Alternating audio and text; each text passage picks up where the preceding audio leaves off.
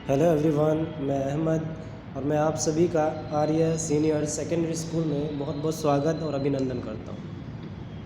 आज हम 8th class का काफ़ी इम्पोर्टेंट टॉपिक जो नॉलेजेबल है और जो काफ़ी बेसिक है, हमें नेक्स्ट क्लासेस में भी ये चीज़ें काफ़ी मिलती है, ज़रूर मिलती है। ठीक है, आप 10th में जाएंगे जब भी यही क्वेश्चन आपको मिलेगा 100%, आप 9th में जाएंगे जब भी आपको ये 100% मिलेगा। तो हमें चाहिए कि इस क्वेश्चन को एक बार समझ ही ले, क्यों ना, भी है क्या चीज़ ये। ठीक है, चलो आज डिस्कस करते हैं किस टॉपिक के ऊपर, ग्रीन हाउस इफ़ेक्ट। ठीक है, आज का टॉपिक है ग्रीन हाउस इफ़ेक्ट और हिंदी में इसको कहते हैं ग्रीन हाउस प्रभाव। ठीक है, ग्रीन हाउस प्रभाव नाम से तो ऐसा लगता है जैसे कि ग्रीन हाउस मीन्स कुछ अच्छी चीज़ है ना, लेकिन इसका अपोजिट होता है। ग्रीन हाउस मतलब जो हमारे नेचर के अंदर हरियाली है, जो हरा भरापन है, ठीक है, मौसम का अच्छा होना, ठीक है, और सर्दी का आना, गर्मी का जाना, सब कुछ बैलेंस वाइज चलना तो ठीक है, लेकिन उसमें कुछ चेंजेस आ जाते हैं। जैसे गर्मी कुछ ज़्यादा ही बढ़ जाती है, सर्दियाँ कुछ कमी आती है, या टाइम पे सर्दियाँ नहीं आती, टाइम पे बारिश नहीं होती, पोल्यूशन इतना बढ़ गया है, यानी हमारे एनवायरनमेंट के अंदर जो डिसबैलेंस हो गया है मौसम का, उसी को हम ग्रीन हाउस इफ़ेक्ट कहते हैं। एक इफ़ेक्ट पड़ा है हमारे एनवायरनमेंट पे, हमारे पर्यावरण पर एक बुरा प्रभाव पड़ा है, जिसको हम बोलते हैं ग्रीन हाउस इफ़ेक्ट। तो हम बताते हैं इस क्वेश्चन में कि ग्रीन हाउस इफ़ेक्ट होता क्या है। ठीक है, चलो हम स्टार्ट करते हैं। The gases like carbon dioxide, यानी हमारे एनवायरनमेंट में carbon dioxide, methane, nitrogen oxide, ये सारी जो गैसेस है, जैसे हम लकड़ियाँ यूज़ करते हैं घरों में, मान लो खाना बनाने के लिए, या फैक्ट्रियों में बहुत सी चीज़ें जलाई जाती हैं ताकि उनका प्रोडक्शन हो पाए, उनकी मशीनें चल पाए। ठीक है, बहुत सी जगह पे, या आप कोई व्हीकल यूज़ करते हैं, ऑटोमोबाइल या गाड़ियाँ यूज़ करते हैं, उसमें से भी धुआं निकलता है।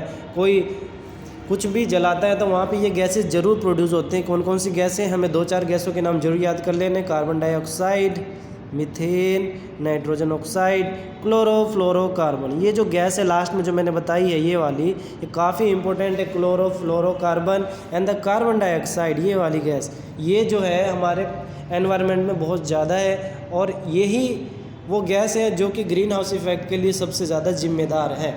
ठीक है, चलो फिर उसके बाद हम अगली लाइन पढ़ते हैं।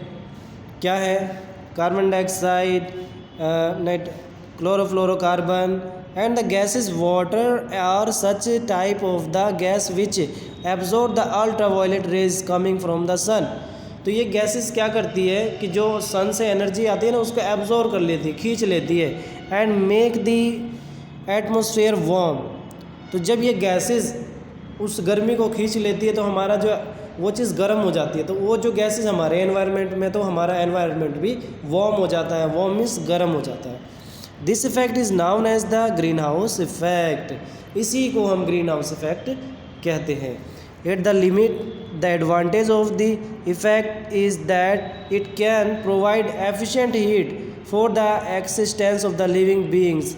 और इससे क्या होता है कि बहुत ज़्यादा ही एफिशिएंट हीट बनती है, ज़्यादा हीट बन जाती है। जो भी लिविंग बीइंग्स है, रहने वाले जो भी है, उनको बहुत ज़्यादा हीट मिलने लग जाती है, जो कि उनको नहीं भी चाहिए। उनको तो नॉर्मल टेम्परेचर चाहिए, लेकिन पॉल्यूशन की वजह से टेम्परेचर बहुत बढ़ गया है। The aquatic animal also get heat due to the effect of sustain their life. और जो एक्वेटिक एनिमल है, जल में रहने वाले जो जीव है, उनका भी जो लाइफ है वो प्रॉब्लम में आ जाती है, सस्टेन करना उनको मुश्किल होता है, जीवित रहना मुश्किल हो जाता है। In the absence of the effect of the atmosphere can be very cold. और इसकी वजह से हमारा एटमॉस्फेयर ज़्यादा ठंडा भी हो जाता है। But it negative effect is appearing toward us. लेकिन इसकी वजह से क्या हो रहा है, नेगेटिव इफेक्ट पड़ रहा है। ठीक है, the temperature of the earth is increasing rapidly. लगातार जो हमारे धरती की गर्मी है लगातार बढ़ रही है। देखना आप, जब भी अब गर्मियाँ जो होती है ना, इतनी गर्मियाँ होती है कि हम सह भी नहीं पाते हैं, तो लगातार उसकी गर्मी बढ़ी जा रही है पृथ्वी की, due to increase the quantity of the carbon dioxide. और कौन सी गैस है जो रीज़न है, सबसे बड़ा जिम्मेदार है इस ग्रीन हाउस इफेक्ट का, तो वो है कार्बन डाइऑक्साइड। ओके,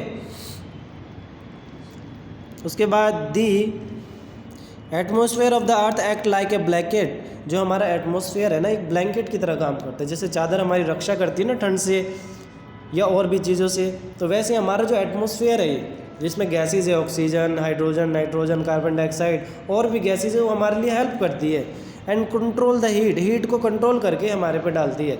अगर हम डायरेक्ट सन लेते हैं तो डायरेक्ट सन की जो एनर्जी हमारे ऊपर आएगी तो यूवी रेज होगी जो कि हमें नुकसान पहुंचाएगा। लेकिन जो हमारा एटमॉस्फेयर है सन की एनर्जी को थोड़ा उसकी जो लिमिट है, उसकी जो अमाउंट है उसको छान करके हमारे तक भेजता है जो हमें अफोर्डेबल है, जो इसको हम सहन कर सकते हैं। It does not allow the heat to release the outside, ये हीट को आगे अलाउड नहीं करता, आगे नहीं जाने देता।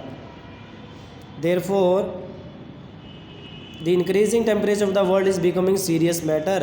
तो इस तरीके से टेम्परेचर का बढ़ना एक सीरियस मैटर है। ठीक है, हमें बीमारियां होंगी, गर्मी में ज़्यादा गर्मी पड़ेंगी। ठीक है, सर्दियों का समय पे नहीं आना, बारिश का समय पे नहीं आना, या फ्लड्स का आना, बाढ़ का आना, ठीक है, अर्थक्वेक का आना, बहुत सी चीज़ें इसी रीज़न की वजह से रिस्पॉन्सिबल हो जाती है। If the temperature getting rise at this rate continuously, अगर इसी रेट पे टेम्परेचर बढ़ता रहा, then the ice frozen on the cliff of the mountain, तो क्या है, जो माउंटेन पे जो बर्फ़ है ना, आइस है, वो क्या करनी शुरू करेगी, मेल्ट होना शुरू कर देंगे, पिघलना शुरू कर देगी। पोल एंड द ग्लेशियर पे जो बर्फ़ जमी पड़ी है विल मेल्ट रैपिडली, वो लगातार मेल्ट हो जाएंगे due to rise in the sea water level, जिससे वो पानी बनेगा। जब पानी नीचे आएगा उस बर्फ़ से पिघल करके, तो पानी का लेवल समुद्रों में या और भी जगह उनका लेवल बढ़ेगा, है ना। तो most of the part of the earth will submerge, तो धरती क्या हो जाएगी, उन पानी की वजह से डूब जाएगी, क्योंकि जो ग्लेशियर है माउंटेन के ऊपर इतनी सारी बर्फ़ पड़ी है, जब वो पिघलने लग जाएंगी। क्यों पिघलेंगी वो, क्योंकि टेम्परेचर धरती की का बढ़ रहा है, और टेम्परेचर बढ़ने से वो ग्लेशियर भी धीरे धीरे पिघल रहे हैं। Will cause the massive destruction on the earth, जिसकी वजह से इस पूरे अर्थ पर बहुत बड़ा विनाश हो सकता है, नुकसान हो सकता है। ओके, तो आज का जो हमारा क्वेश्चन था क्या था, describe the green house effect in your own words.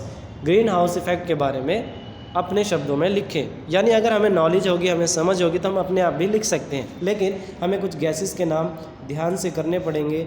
आपको मैंने बता दिया है, gases carbon dioxide, chlorofluorocarbon, nitrogen oxide, इन गैसों के नाम हमें अच्छे से याद करने पड़ेंगे। फिर भी आपके माइंड में कोई क्वेश्चन और डाउट हो तो कॉन्टैक्ट करें, मैसेज करें, वीडियो को लाइक करें, शेयर करें, सब्सक्राइब करें। Thank you, best of